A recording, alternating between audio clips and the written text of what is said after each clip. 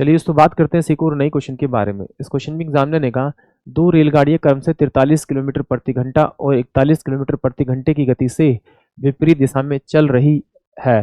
धीमी गति वाली रेलगाड़ी को तेज गति वाली रेलगाड़ी में बैठे एक व्यक्ति को पार करने में 9 सेकंड का समय लगता है।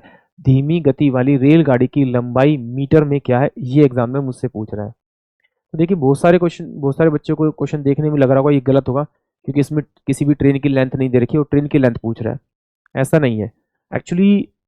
इसमें एग्जामिनर ने कहा है कि भाई एक ट्रेन जो है दूसरी ट्रेन में बैठे हुए आदमी को पार कर रही है जो विपरीत दिशा में आ रही है। इसका मतलब है ट्रेन तो एक ही कंसिडर की जाएगी और जो दूसरे वाली ट्रेन की स्पीड है जिसमें आदमी बैठा है उसको हम स्पीड करेंगे, उसकी स्पीड को आदमी की स्पीड कंसिडर करेंगे। और ट्रेन जब आदमी को क्रॉस करेगी, क्योंकि आदमी क्रॉस करने के लिए बोला है, तो इसका मतलब ट्रेन अपने आप को क्रॉस करेगी। इसका मतलब क्या है कि भाई अपोजिट डायरेक्शन में आ रही है, तो इन दोनों स्पीड को आप जोड़ दीजिए। जैसे ही जोड़ेंगे तो आपके पास में 94 किलोमीटर पर आवर तो उसकी स्पीड आ जाएगी। स्पीड मुझे पता है और वो आदमी क्रॉस करने में टाइम कितना लेती है आपका 9 सेकंड। तो 9 से इसे मल्टीप्लाई करेंगे तो स्पीड इंटू में टाइम मेरे पास में टोटल डिस्टेंस आ जाएगा।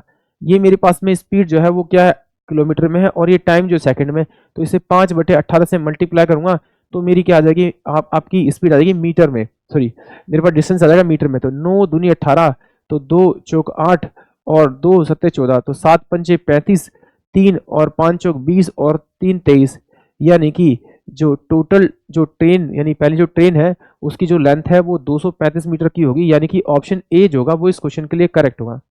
प्लीज कमेंट में जरूर बताना कि किस किस बच्चे को ये लग रहा था कि ये क्वेश्चन गलत है। चलिए इसको एक बार और समझते हैं एक्स के तरीके से। मान लेता हूं कि जो पहली ट्रेन है उसका जो डिस्टेंस है वो एक्स है।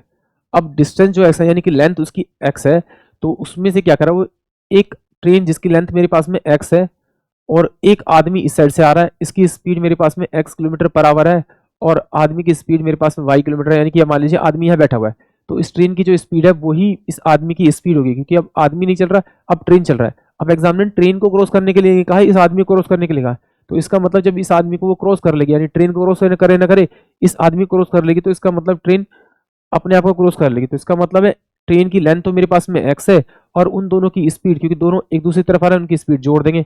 तो एक की स्पीड कितनी दे रखी है आपकी 43 किलोमीटर पर आवर, दूसरे की स्पीड दे रखी है आपकी 51 किलोमीटर पर आवर। तो डिस्टेंस अपॉन में स्पीड इक्वल टू में टाइम आता है।